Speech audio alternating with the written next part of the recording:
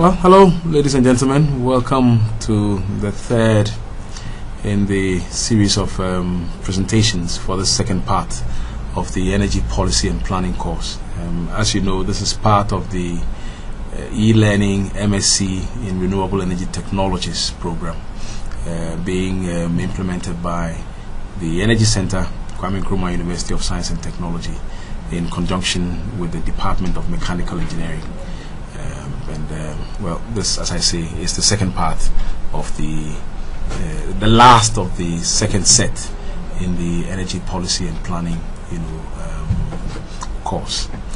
Now, here we'll be looking at capacity development for the energy sector, and also particularly for renewable energy. Now, what I've done is to break the presentation into two parts. The first will look at fundamental concepts in capacity development, and we'll start off with some definitions and look at the capacity development process, and then go on to look at some specific forms and mechanisms for capacity development.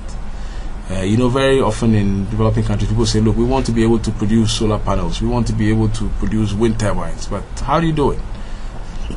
We want to be able to to run our electricity companies and renewable energy service companies and build enterprises, that can provide renewable energy services using biofuels, using wind energy and so on. How do you do this? What are the ways in which you build capacity? You want to set policies, oversee these policies so that they are, effective within our economy. How do you build the capacity to do this? What are the forms and mechanisms that this is done? And once we've done that in the first part, then we would look in the second part at capacity development in practice. And there, really, what I want to look at is what are the mechanisms again, and the actors, particularly the actors that come into play in capacity development. And to do some case studies as far as renewable energy is concerned across Africa. What are some examples of capacity development projects that have been implemented? And what are the key considerations that can guide us in future as we try to develop capacity in the energy sector generally, but particularly in the renewable energy subsector. So to start off with the fundamental concepts in capacity development, let's look at the definition. UNDP 1997 put forward a definition that says that capacity development is the process by which individuals, groups, organizations, institutions, and societies increase their abilities to perform functions, to solve problems, to achieve objectives, to understand and deal with their development needs in a broader context and in a sustainable manner. It's quite a loaded definition, I would say, but it presents it all for us. We're talking not just about individuals or groups or organizations, but we're talking about institutions, and indeed we're talking about whole societies. How does a country develop capacity in a given area? Or how does an individual or an institution, a company, if you take a utility, electricity company of Ghana, or the Electricité du Mali, EDM, how do they build capacity to be able to operate their plants, their power plants properly, to operate their transmission lines, with low levels of losses, and their distribution systems, cut down on the losses, improve the reliability? How does an organization, a company like that, build capacity? And I say, how does the nation build capacity in, say, hydropower? If you take Ghana now, we're fairly proficient now at building and running medium, large scale hydropower plants. We have experience with Akosombo, Kwang, and now with Bui, and we're building capacity further to be able to develop these power plants and operate them at efficient levels. So how do countries do this? Okay, so it's important to look at the range of actors involved here, from individuals all the way to societies, to countries, to regions, and then also in terms of the types of activity, to perform functions, to solve problems, to achieve objectives in general, and also to understand and deal with their development needs in a broader context. So capacity development is not just about just doing simple tasks, but also more complex tasks that put a society within a global context or within a broader context to try to promote sustainable development, or development in a sustainable manner. So that broad framework for capacity development, I think it's really important that one understands that. Now, what are the different levels of capacity development that we can talk about? Well, first of all, one needs to look at the enabling environment. I mean, capacity development is not just about you, the individual, or the company, or even the country, because there's a broader context, and one should look at that enabling environment. Particularly if you talk a company or if you talk individuals, then it's important that one looks at that enabling environment. Here, the enabling environment refers to the broader system in which individuals and organizations function, including internal policy, the legal, regulatory, economic, social supporting systems are extremely important, because you can't build capacity when there are disincentives all around. If you can't do training programs because there are heavy taxes on importation of LCD projectors, of screens, of public address systems, of even just learning materials, stationery. These are very expensive. That already is going to influence the extent to which you are able to build capacity. Now, if you can't build in foreign experts to come and help you acquire certain skills, that is going to be a problem, because of high difficulties with getting visas to come into the country, difficulties with with security when you are in the country. All of these broader environment factors influence the extent to which one is able to build capacity. Then there is the organizational capacity itself, which describes the internal policies of the organization, the arrangements, the procedures, the frameworks within the organization that enables the organization to carry out its core assignments. Okay. Now, we have many organizations where communications is very poor within the organization. Internet systems don't work.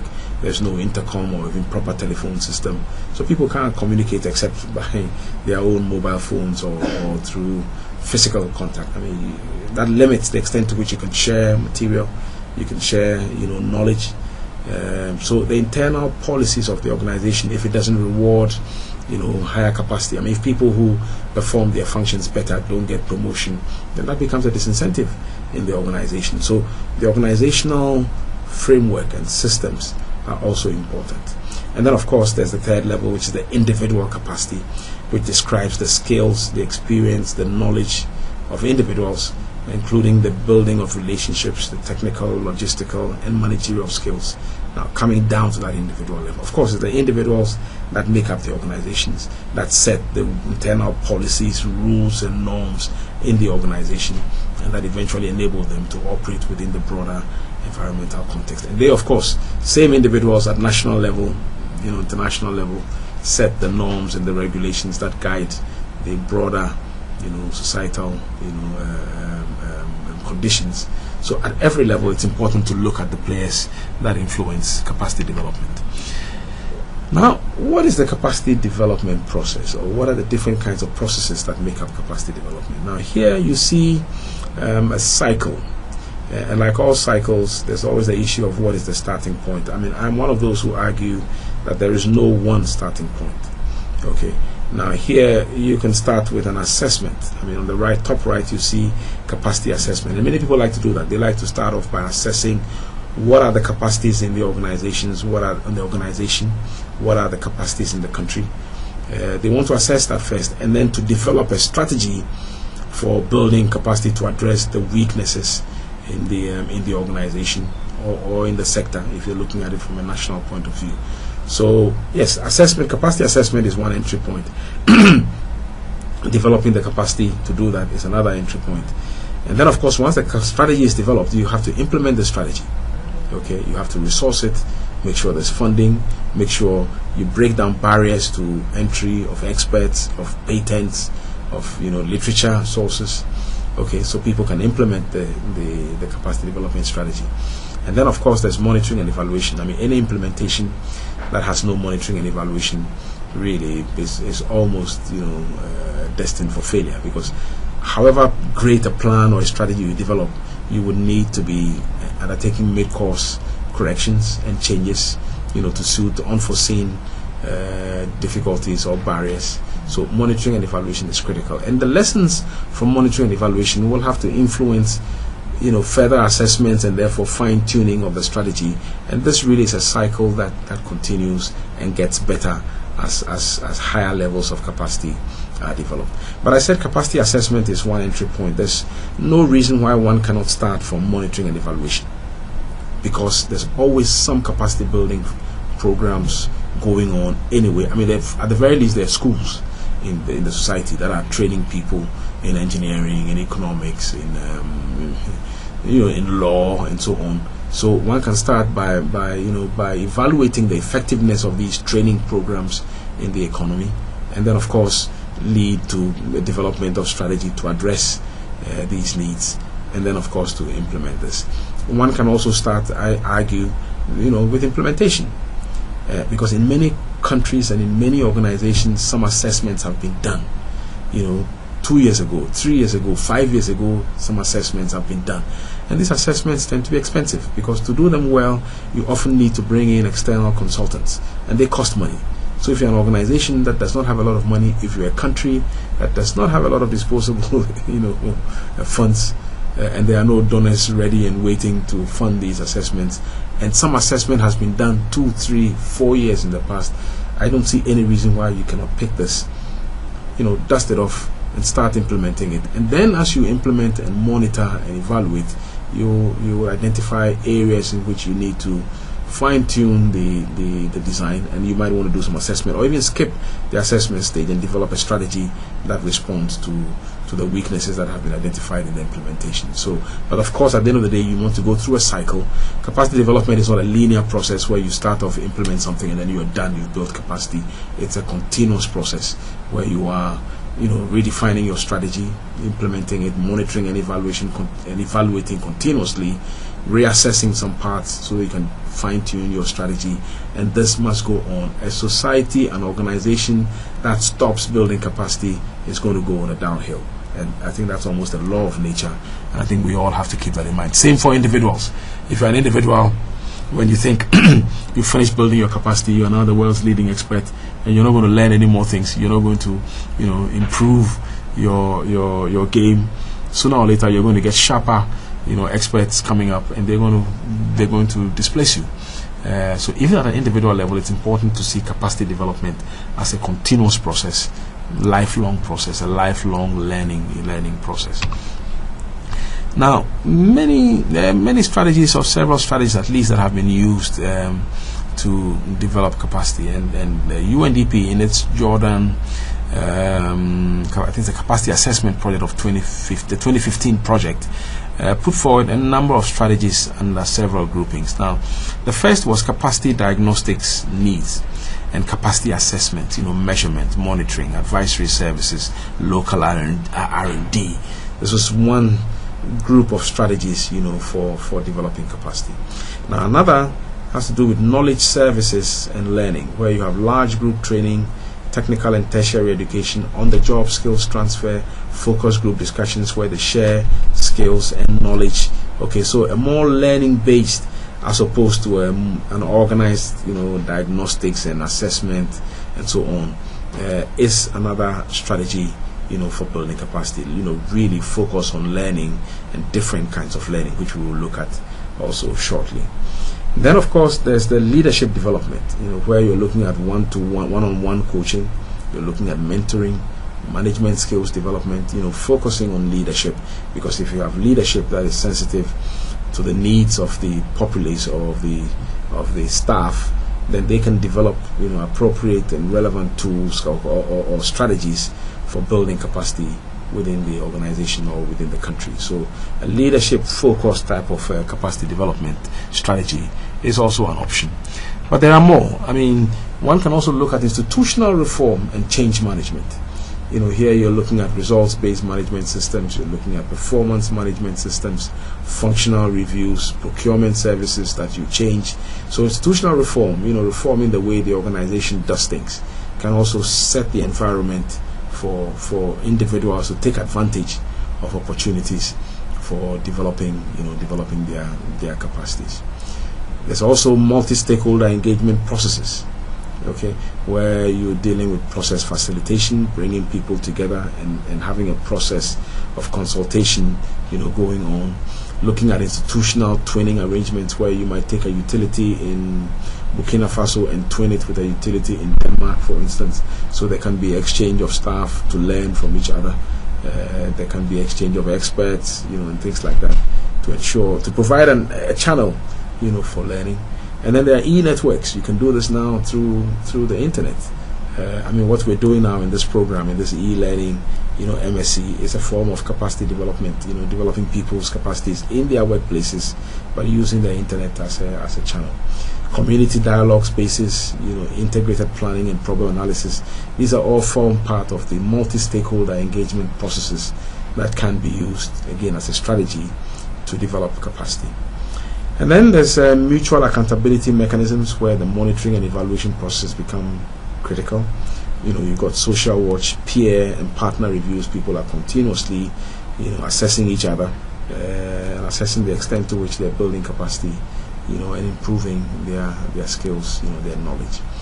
And then, of course, there's incentive systems, salary supplements, where it's clear that if you improve your capacities, if you're able to do more in the organization, or do it better in the organization, you get tangible salary increments. But there are also non-monetary benefits, pay and compensation type benefits. You get a bigger house, you get a car, or you get a bigger office, or holidays, things like that. So incentive systems can also be put in place as a strategy for developing capacity. Now, what are the different forms of capacity and capacity development? Now, here we've grouped them into three. There's first and foremost the formal capacity development forms, and these consist of planned and evaluated sequential programs leading to a certificate or a diploma or a degree. Again, what we're doing now is a formal type of capacity development. You're coming, to a class, formal lecture. At the end of this, you're going to get a degree, a master's degree, and that's your incentive for taking the courses seriously and taking the exam and passing the exam at the end of each course. So these, similar educational programs really fall within the formal education or formal capacity development, types of forms. But then there are also the non-formal types of capacity development. Now, these involve things like upgrading your skills or non-sequential training. Let's say every quarter you go for a short course. This time it might be in budgeting. Next time it might be in experimental analysis. Another time it might be in personnel management. Yet another time it could be in you name it, in cost-benefit analysis. So on a non-sequential way, you go through training, and sometimes this is done on the job. So you take time off work, almost like you guys are doing now within this program. You take time off work or outside working hours to go for short,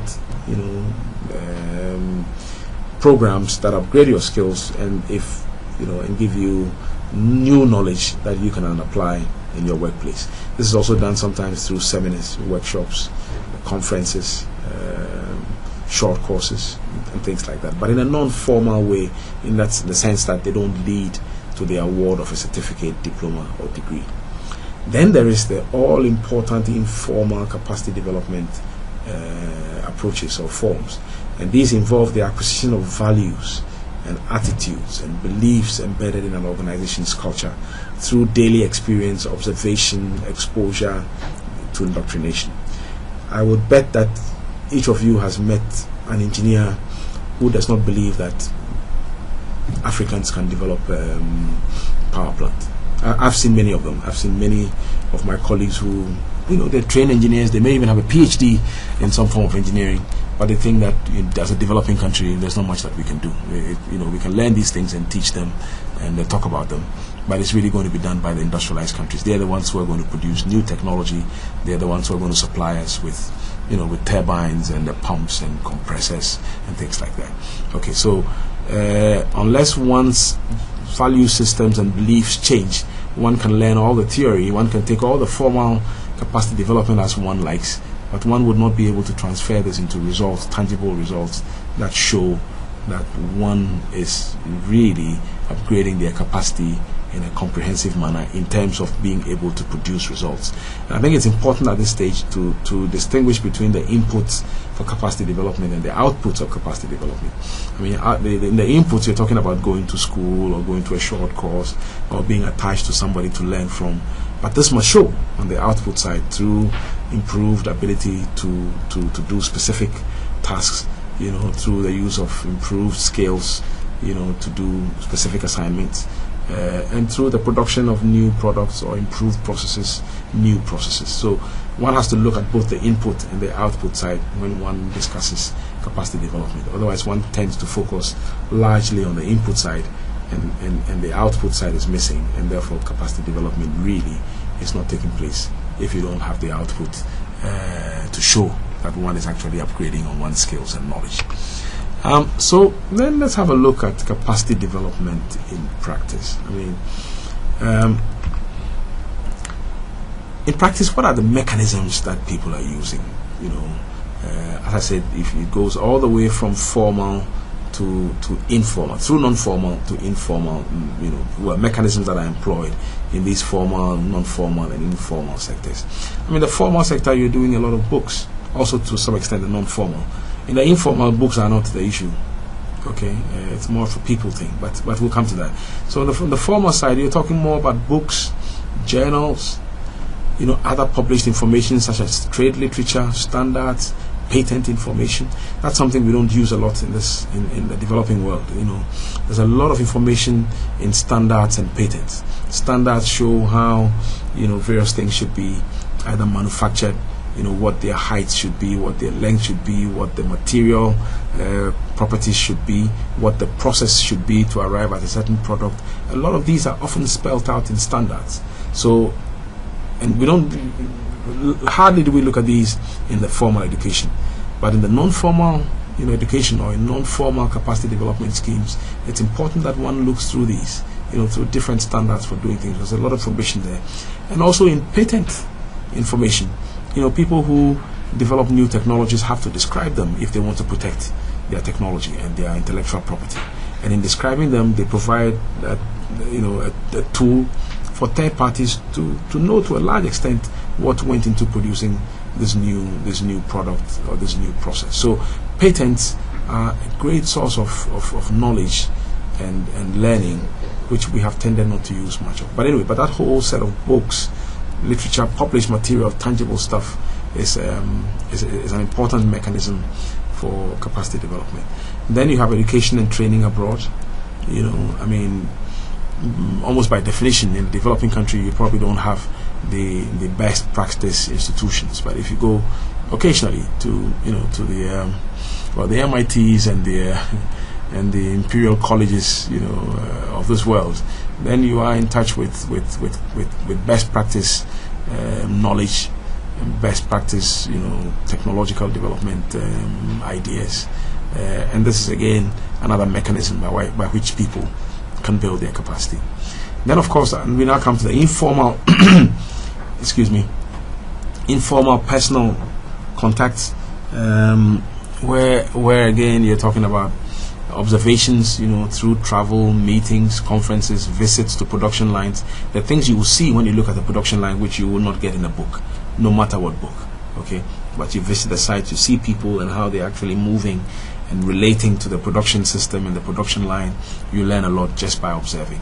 There's exchange of information and personnel through technical cooperation. I mean, this is again is something that we don't pay much attention to, but sometimes the best way of building capacity is to bring somebody who has the knowledge and the skills to work with your organization for maybe 6 months or 3 months or even a year. Okay, and as they're doing this, other people in your own staff learn from them by observing them, by discussing some things that you can only learn from them when you're over coffee or over beer. When you're discussing with this expert, he shares with you how he learned something or what really drives him when he's in the thick of trying to put together a new idea, a new technology or new policy idea, the things that influence him. Those kinds of things they can only share with you over a coffee, or for those who drink alcohol, over a beer. So these informal encounters and meetings with people are very important as a mechanism for building capacity. and therefore you need sometimes to move people, into your organization, into your country, or out, of your country, out of your organization, so they can learn. And then, of course, there's the importation of machinery, of equipment, because this equipment usually comes with literature and technical information, and one learns a lot just by going through that information. The import of intermediate products, in particular those considered to be technology intensive, radar systems, gyroscopes. The gyroscopes, usually work in automobiles or in planes and helicopters and so on. But you can import them and learn from them. Test them, see how they operate, see how they are put together, or integrate them into something else that you are doing in your country or in your organization, and gradually learn how they operate, and also learn to do similar things, which leads us into reverse engineering. Reverse engineering, where you deliberately purchase some equipment and take it apart so you can see how it is put together, and then you try to put this together and gradually try to build the parts or some of the parts that will enable you to put it together. So reverse engineering is another mechanism for capacity development. And then I've mentioned already earlier technical specifications, standards, and training that is provided by importers, for instance. And then, of course, there's again this last category here, which is licensing agreements to use proprietary know-how, patents, production processes, and trademarks. What happens in this case is that, let's say you want to produce a mouse, a mouse for a computer, or you want to produce a mobile phone. A country X, Senegal wants to produce mobile phones, let's say cheap mobile phones. But you talk to Ericsson, or you talk to BlackBerry, or whoever else, Apple, and they agree that they will set up a plant in your country to produce cheap mobile phones. But you will do this under license. So you sign a license agreement with them that you will do it according to their specifications, that you would not leak any of their processes to third parties and so on. But this then becomes a channel for your country or for your organization to learn how to produce mobile phones. You can read all the electrical engineering textbooks and telecom engineering textbooks you like. You may not be able to build these mobile phones, at least in that short period of time.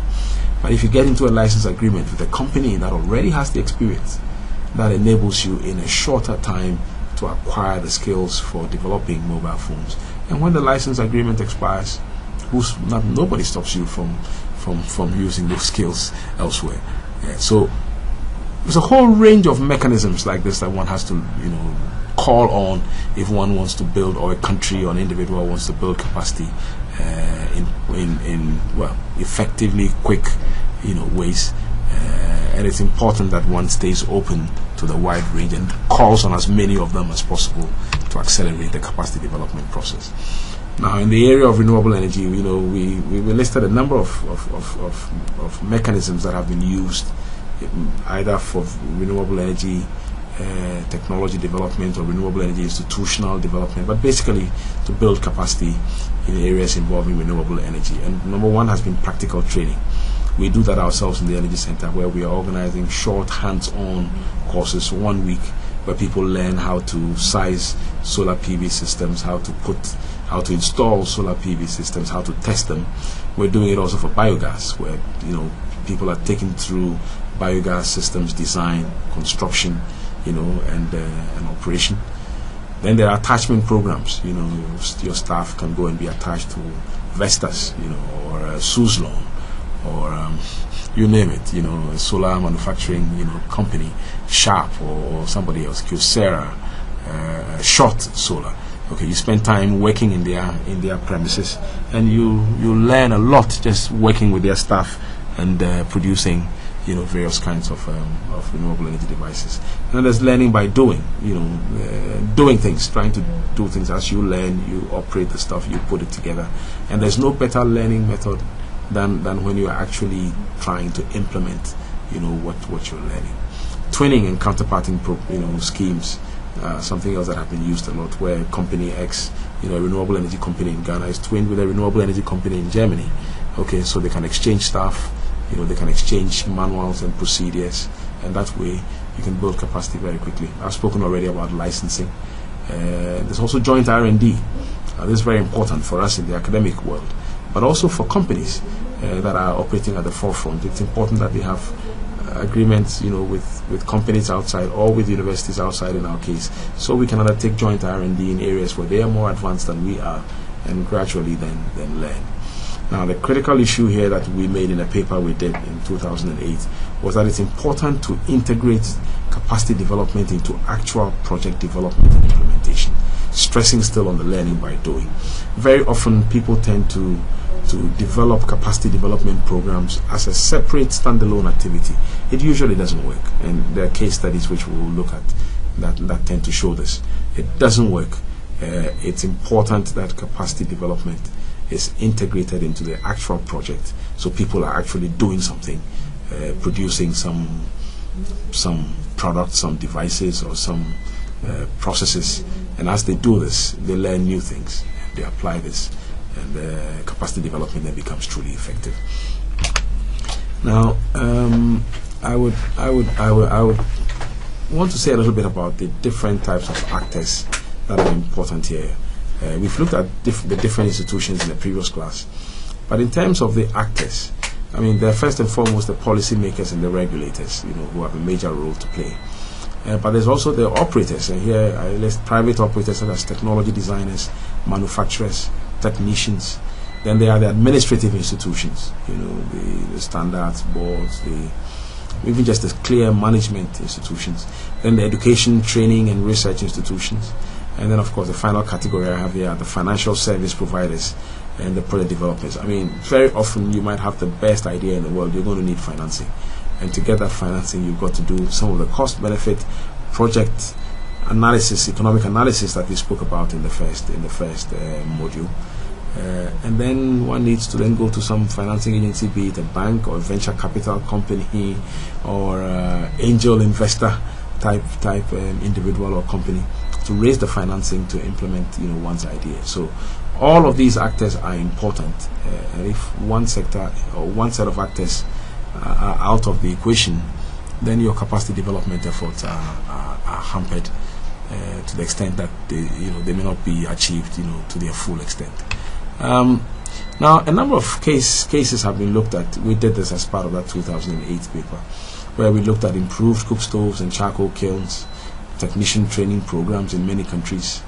Then, of course, again, that was limited very much to technician training. And as we've said earlier, as I've said in the earlier slide, it's important that these are integrated into schemes to produce. If it's charcoal kilns, to produce charcoal kilns and then replace them. So you probably need some financing to charcoal operators so they can buy the improved kilns. You need some research and development institutions to be testing, or standards institutions to be testing these charcoal kilns and making sure they are operating to standard. You need some evaluation people who are constantly evaluating the schemes to ensure that they're actually being delivered to the users and that they're being used. You need to intervene in several angles and incorporate this in a holistic project. Otherwise, you're not reaping the full benefits of the capacity development program.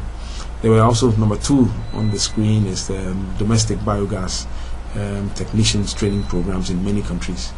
Again, these were not fully integrated into biogas promotion systems, because biogas, it's not cheap. I mean, it requires waste collection, it requires construction of biogas digesters, domes, and things like that. It also requires end-use equipment. So if you just train technicians, and the people, the consumers cannot afford to buy the biogas stoves or biogas lamps, yes, you're doing the training, but it's not going to go very far, because the enabling environment and the other actors, empowered actors, to make the output side of the capacity development work is not in place, and therefore you will not get the results that you are seeking. Solar water heater training programs, again, emphasis, these programs that stand on their own, that are just training programs, if they are not embedded in schemes that look at the whole, the whole system, if you like, of funding, of import, duties, of consumer awareness, of continuing research to improve the products. If you don't have these coming in, your chances are very low that the capacity development exercise will yield the results that you require. And there's a whole list. There's windmills, technology transfer to Kenya and Senegal, small hydro training. UNIDO has set up training center. I think there's one in Nigeria and another in Ethiopia, I believe. The UNDP has done multifunctional platform projects. We are beginning to see more integration, because that multifunctional platform project really did not just look at training technicians. It looked at training women who could keep their accounts, training technicians who could service the equipment, but also looking at importation of the diesel engines that are the heart of the multifunctional platforms, business development training for the women who would run the platforms. So, there we begin to see, but the problem with that too is that sometimes you can overburden the project with so many other, interventions, that the project becomes very expensive, and it gets difficult to replicate or to diffuse widely. So one always has to seek a balance. But I think the bottom line that we're saying here is that just simply training technicians or engineers usually does not do it. There is the AREAD program. Excuse me again. There's the AREAD program, where the emphasis this time was on entrepreneurs, training entrepreneurs, but also giving them seed financing so that they could actually take their business plans to fruition. And the training was not really technical. It was more on business development, conceptualization.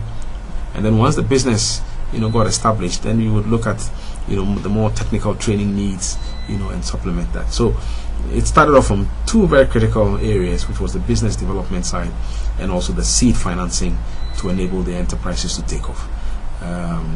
E&Co has been implementing similar projects in non-AREAD countries, Cameroon, South Africa, and so on. Then there are other experiences. Free Energy, has been pursuing a solar PV entrepreneurs empowerment program. They are looking more, not so much at just direct training, but they're looking at the value chains or the supply chains. Where are the solar PV systems coming from? How can they reduce the prices? How can they ensure that there are retail outlets? There's what do you call it now? There's a critical mass of retail outlets in a given district or in a given region. They're looking at the more systemic value chain type approach to capacity development. And then, of course, there are things like regional funds that have been set up by organizations like Shell Foundation to enable people to plug in on the financing side. We did once a categorization of renewable energy technologies in Africa with a view to looking at what it is that drives capacity development in these technologies, because things vary as you go from one form of technology to another. The mechanisms that you have to emphasize and the skills and the knowledge that you have to acquire tend to change a little bit.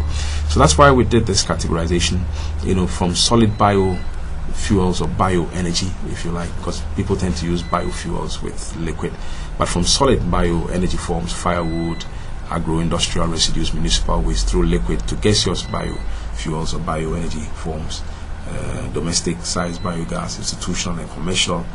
The way you build capacity in all of these would differ slightly. Then, of course, there's solar, wind, hydropower, and hydropower we're talking small, medium versus large scale hydropower. And then geothermal was the seventh one that we listed out there. And we try to look at how these fit into the energy systems. So they are the traditional energy sources that are usually, for cooking and heating, you're talking firewood, residues, and cow dung. That's the solid biofuels again. For lighting, you're talking candles, kerosene, cooking, oil, residues. People are using, in many of our urban areas, people are using waste vegetable oil for lighting. We call it Ariba Kanya. Osono is how the Ghanaians call it, and there are other terms in different parts, of the sub-region. And then all the way down to food processing and water pumping, where we're using very manual ways, to lift water and to irrigate. But then, as you move up, the energy ladder is the old theory, but the new theory suggests that people stack, their energy forms rather than just move from one to the other. So on the modern energy side, you're talking for cooking and heating, people are using gas, cleaner liquid fuels, and then for processing food, you're talking electricity, modern liquid fuels, petrol pumps, diesel pumps. And then, of course, for communications and entertainment, you're talking more electricity, which is coming from some primary fuels, but people are basically taking electricity in their homes. So it's important, again, to look at that that spectrum, because as I say, they have implications for capacity development. We put forward a success criteria for projects, programs involving these technologies, and we thought it was important to distinguish between the numbers deployed and operational for these technologies.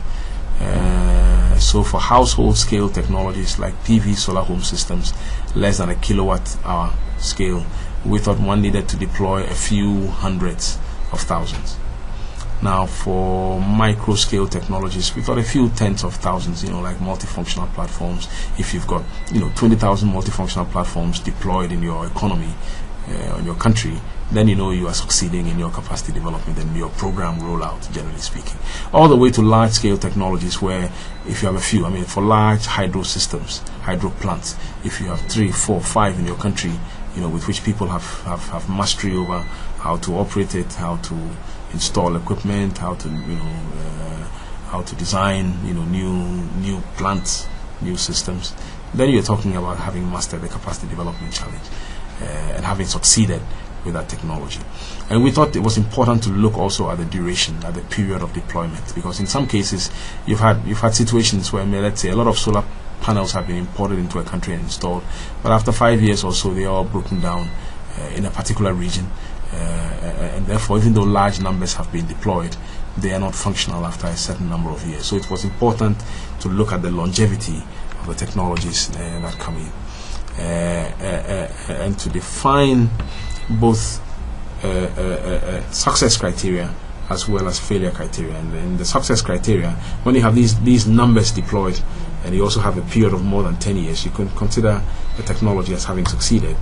But where you're looking at more than half of the numbers of the technology installed failed, not working, not operational, and you're looking at technologies that have remained at the R&D stage for several decades, you can call the technology to have largely been a failure. That's not to mean that it's doomed for life.